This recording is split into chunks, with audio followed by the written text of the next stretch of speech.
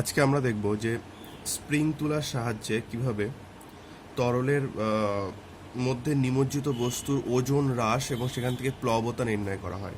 ঠিক আছে না? তো প্রথম টপিক আমাদের স্প্রিং তুলার সাহায্যে বস্তুর ওজন হ্রাস এবং প্লবতা নির্ণয়। স্প্রিং তুলা মানে তোমরা সবাই জানো যে করেছো যে এখানে একটা মিটার থাকে, এখানে দাক্কার একটা মিটার থাকে, আর এখান থেকে একটা স্প্রিং ঝোলানো থাকে। এই স্প্রিংটার ওপরে কতটা টান পড়ছে সেটা দেখে এই মিটারের মানে কাঁটাটা নিচের দিকে নামে, সেই অনুযায়ী পরিমাপ নেওয়া হয়। বইতে ছবিটা দেখবে, স্পষ্ট করে বুঝতে পারবে। তো এই স্প্রিং তুলাতে একটা বস্তু ঝোলানো আছে। এবার নর্মালি স্প্রিং তুলাতে একটা বস্তু ঝোলানো থাকলে তার একটা নির্দিষ্ট ওজন আসবে, কারণ এখানে একটা ধরো একটা নির্দিষ্ট একটা কাঁটা এলো, এখানে মনে করো ধরো 1 কেজি বা 2 কেজি যাই হোক, আমরা ধরে নিচ্ছি এটা W1 কেজি। তাহলে স্প্রিং তুলায় বস্তুটার ওজন হচ্ছে W1 একক। ঠিক আছে না? এবারে দেখো, মনে করো একটা পাত্রে তরল আছে, তরলটা এই লেভেল পর্যন্ত আছে, আর এর ঠিক ওপরে একটা নল লাগানো আছে, যেই নলটা একটা পাত্রের মধ্যে কানেক্টেড হচ্ছে। এবার কি করা হলো, এই স্প্রিং তুলার ওয়েটটাকে তুলে আমরা এর মধ্যে নিমজ্জিত করে দিলাম, নিয়ে এটাকে আমরা এর মধ্যে নিমজ্জিত করে দিলাম। যেই আমরা এর মধ্যে নিমজ্জিত করব, তখন কি হবে, এই ওয়াটার লেভেলটা কিছুটা উপরের দিকে উঠে যাবে। ঠিক আছে না? আর যেহেতু ঠিক যে ওয়াটার লেভেলটা ছিল, মানে জলতল যেখানে ছিল, তার ওপরেই নলটা লাগানো ছিল, তো যেহেতু যে জলতলটা উপরের দিকে উঠবে, সেই এক্সট্রা জলটুকু এটা এই পাত্রের মধ্যে চলে আসবে। ঠিক আছে না? তো এবারে দেখো, আমরা যখন জলে নিমজ্জিত করলাম, তখন আমরা জানি যে বস্তুটার ওজন আগে যা ছিল তার থেকে কিছুটা কম বলে মনে হবে, মানে এখানে কিছুটা কম বলে মনে হবে। তো এই ওয়েটটা মনে করো W2 একক। অবশ্যই W1 is greater than W2, কারণ জলে আমরা যখন একটা বস্তুকে নিমজ্জিত করি, তখন বস্তুটাকে স্বাভাবিকের তুলনায় কিছুটা হালকা বলে মনে হয়। ঠিক আছে না? এই জন্য আমরা কি করলাম, যে W1 is greater than W2। তাহলে এখান থেকে আমরা আপাত ওজন হ্রাস যেটাকে আমরা বলি, যে আপাত ওজন হ্রাস যেটা হয়, সেটা আমরা বের করে ফেলতে পারবো W1 মাইনাস W2। ঠিক আছে না? আর এই যে পরিমাণ তরল এখান থেকে অপসারিত হলো, সেই তরলের সমান পরিমাণ ঊর্ধ্বঘাত এখান থেকে প্রয়োগ হবে, না প্লবতাটাও আমরা একটা আইডিয়া এখান থেকে পেতে পারি। তো এইভাবে স্প্রিং তুলার সাহায্যে একটা বস্তু জলে নিমজ্জিত করলে তার ওজনের যে আপাত হ্রাস হয়, সেটাকে এইভাবে বের করতে হয়। তাহলে কোয়েশ্চেনটা লেখো, স্প্রিং তুলার সাহায্যে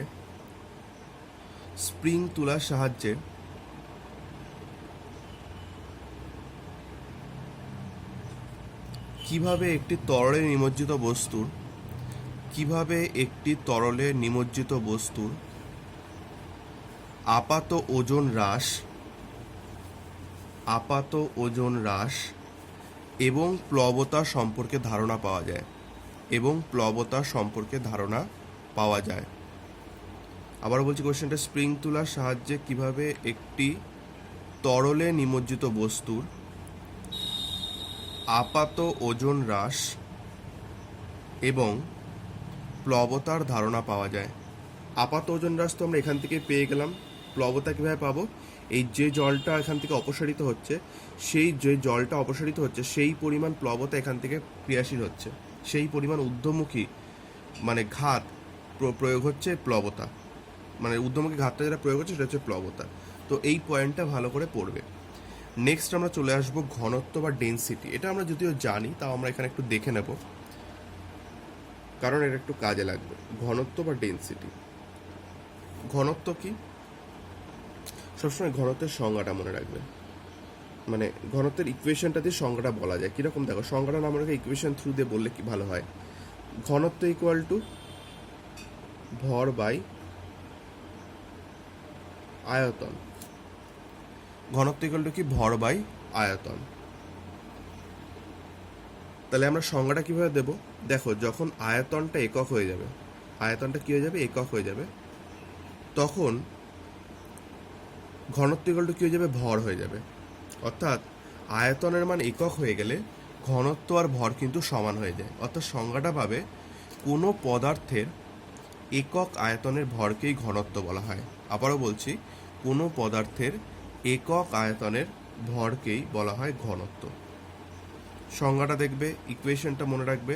এর একক তো তোমরা আগেও নির্ণয় করেছো, আবারও বলে দিচ্ছি। সিজিএস পদ্ধতিতে একক কী হবে? ভরের একক গ্রাম, আয়তনের একক ঘন সেমি বা সেমি কিউব। পার হয়ে গেল যেহেতু বাই রয়েছে। এসআই পদ্ধতিতে কি হবে? ভর হয়ে যাবে সেক্ষেত্রে কেজি, আর আয়তন হয়ে যাবে metre cube, KG per metre cube. তো এইভাবে আমরা ঘনত্বের মানে একক এবং সংজ্ঞা দিতে পারি। তো কোয়েশ্চেন লেখো, ঘনত্ব কাকে বলে? ঘনত্ব কাকে বলে? এর সমীকরণটি লেখো। এর সমীকরণটি লেখো। একই সাথে এর সিজিএস ও এসআই একক নির্ণয় করো। এর সিজিএস ও এসআই একক নির্ণয় করো।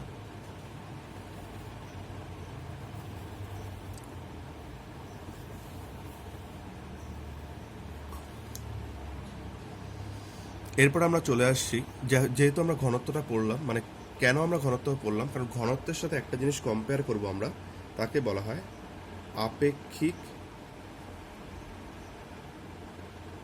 ঘনত্ব। তো আপেক্ষিক ঘনত্বটা বেসিক্যালি কি?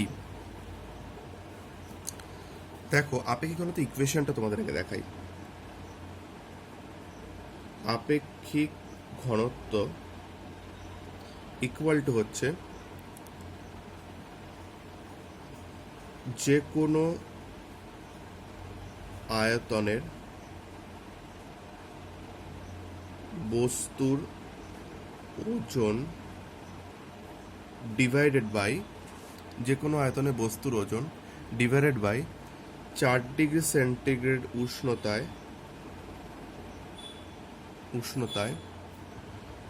সম আয়তন, মানে যে আয়তন আমরা বস্তুর ওজন, মানে যে বস্তুটা নিচ্ছি যার যে আয়তন থাকবে ঠিক সম আয়তন, একই আয়তনের জলের ওজন।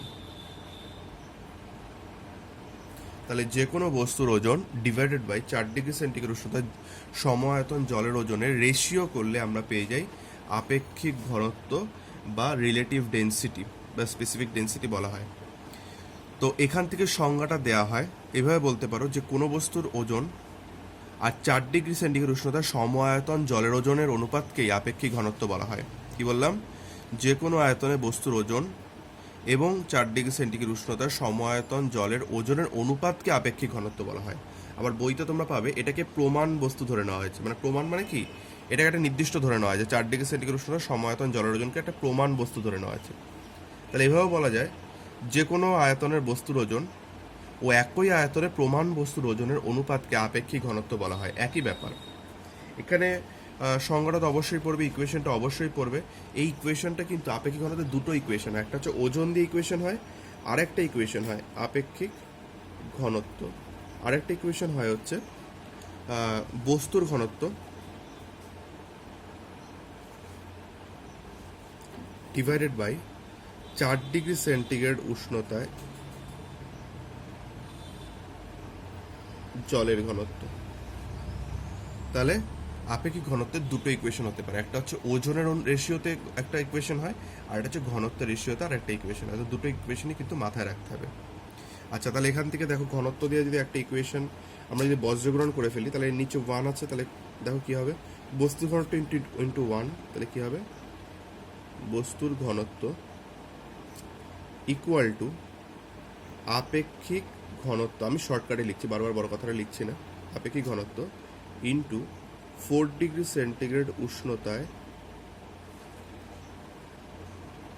জলের ঘনত্ব। তো এই একটা ইকুয়েশন আমরা পেলাম। এই ইকুয়েশনটাতে আমাদের বিভিন্ন রকম অঙ্ক করতে হবে। তো আমরা একটা জিনিস এখান থেকে মাথায় রাখবো, এই যে 4 ডিগ্রি সেন্টিগ্রেড উষ্ণতায় জলের ঘনত্বের কথা বলা হচ্ছে, এই 4 ডিগ্রি সেন্টিগ্রেড উষ্ণতায় জলের ঘনত্বের মান আছে, মান দুটো আমাদের মাথায় রাখতে হবে। সিজিএস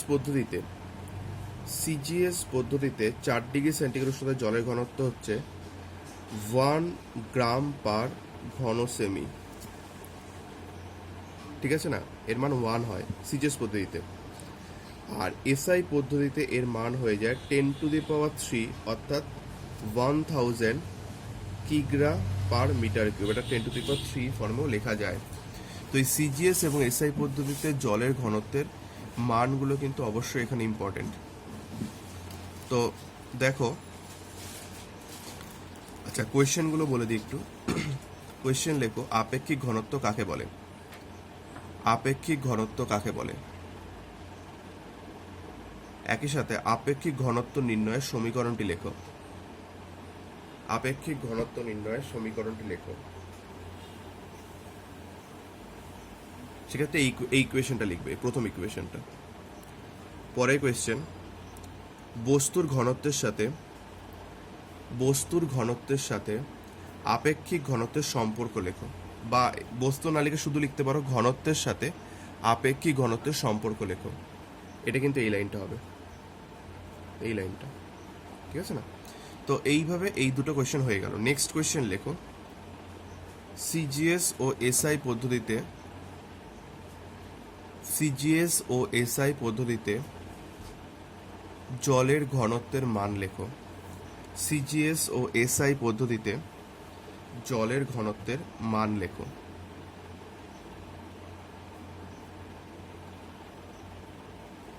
এরপরে চলে আসছি আমরা বইতে, ঘনত্ব এবং আপেক্ষিক ঘনত্বের পার্থক্য। দেখো, প্রথম যে পার্থক্যটা খুব ইম্পর্টেন্ট, তোমরা বইতে পাবে, যে দেখো ঘনত্বের কিন্তু একক আছে, কিন্তু আপেক্ষিক ঘনত্ব এককবিহীন রাশি। আপেক্ষিক ঘনত্ব বা আপেক্ষিক গুরুত্ব এককবিহীন রাশি। কেন এককবিহীন রাশি? এটা হচ্ছে সমজাতীয় রাশির অনুপাত। এটাও ওজন, উপরেরটাও ওজন, নিচেরটাও ওজন। অর্থাৎ দুটোই যদি গ্রাম গ্রাম হয় তাহলে কেটে যাবে, কেজি কেজি হলেও কেটে যাবে। অর্থাৎ যেহেতু সমজাতীয় রাশি, তাই এটা কিন্তু কোনো একক কিন্তু এর হয় না। এটা হচ্ছে নাম্বার 1। নাম্বার 2 পাবে, দেখো বলছে যে মানে যে কোনো পদ্ধতিতে আপেক্ষিক ঘনত্বের মান একই থাকবে। মানে সিজিএস বলো এসআই বলো, যেহেতু এর কোনো একক নেই তাই সব ক্ষেত্রে কিন্তু মান একই থাকবে। কিন্তু বস্তুর ঘনত্বের মান সিজিএস পদ্ধতিতে একরকম হয়, এসআই পদ্ধতিতে আর এক রকম হয়, ঠিক আছে না? আর এর পরের পয়েন্টটা খুব ইম্পর্টেন্ট। দেখো বলা হচ্ছে সিজিএস পদ্ধতিতে ঘনত্ব আর আপেক্ষিক ঘনত্ব সমান হয়ে যায়। কেন সমান হয়ে যায়? কারণ তখন 4°C জলের ঘনত্ব কত? সিজিএস পদ্ধতিতে 1, অর্থাৎ এখানে 1 বসালে ঘনত্ব ইকুয়াল টু আপেক্ষিক ঘনত্ব ইন্টু 1 হয়, অর্থাৎ ঘনত্ব ইকুয়াল টু আপেক্ষিক ঘনত্ব হয়ে যায়। তাহলে সিজিএস পদ্ধতিতে যেহেতু জলের ঘনত্ব 1, তাই 1-এর সাথে আপেক্ষিক ঘনত্ব গুণ হয়ে আপেক্ষিক ঘনত্বই পড়ে থাকে, তাই ঘনত্ব এবং আপেক্ষিক ঘনত্ব সমান হয়ে যায়। কিন্তু এসআই পদ্ধতিতে কিন্তু ঘনত্ব ইকুয়াল টু আপেক্ষিক ঘনত্ব ইন্টু 1000।